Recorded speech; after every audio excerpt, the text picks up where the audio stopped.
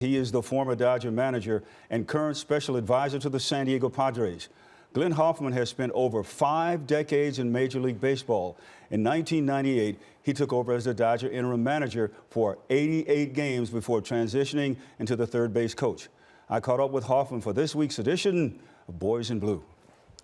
What is it about the Dodgers that makes them the organization that they are? They do it without not having any stone unturned. They give you every opportunity. And I was so blessed to be with the Dodgers because I didn't realize at the time what they taught and how they taught, and they cared about you. It was invaluable. It was a family. It was an actual family. We ate together, we played together, we worked hard together. What did you learn from Tommy Lasorda that helped you to become, the man that you are today? I saw him how he worked his way with people. When the game started, he was competitive. He was a fierce competitor. He did not want to lose at anything. But he taught me how to really get the most out of a player by knowing that encouragement will get you further to help them. You know, you grew up in Orange County, so were you a Dodger or Angel fan growing up?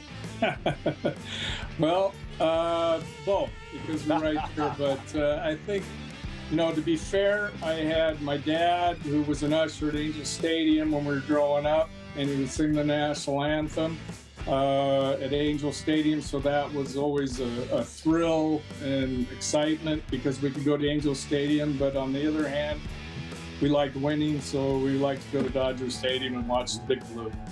You know, one of the other things that's really cool about you and your career, you got to play against family members. Trev has had a brilliant career going into the Hall of Fame, but that competitiveness in you was, in both of us, it was like the backyard. When he was closing games out, when I was up there managing, we had a 7-0 lead in Petco with where they can clinch and 63,000 people there. And I go to Soch, my bench coach, and Charlie Huff, my pitching coach. I go, I'm glad we aren't going to see Trevor tonight. And sure enough, they come back, and 8th inning, they're ahead 8-7, and here's the Hells Bells. Here comes Trevor again. And I think you got the little laugh last right then. They celebrated their championship right then. That stuck with me a little bit. But just the fact of you in one dugout and a brother in another dugout, and you look at each other, and there's all kinds of feelings that go between the two of you, weren't there? Yes, that I wanted to beat him. It was like the backyard. It was like ping pong or whatever, but after the game, we could get together with the families and stuff like that, because we knew that's the game. That's the competitiveness of our family and everything else. How would you describe your time as a player, as a manager in the big leagues?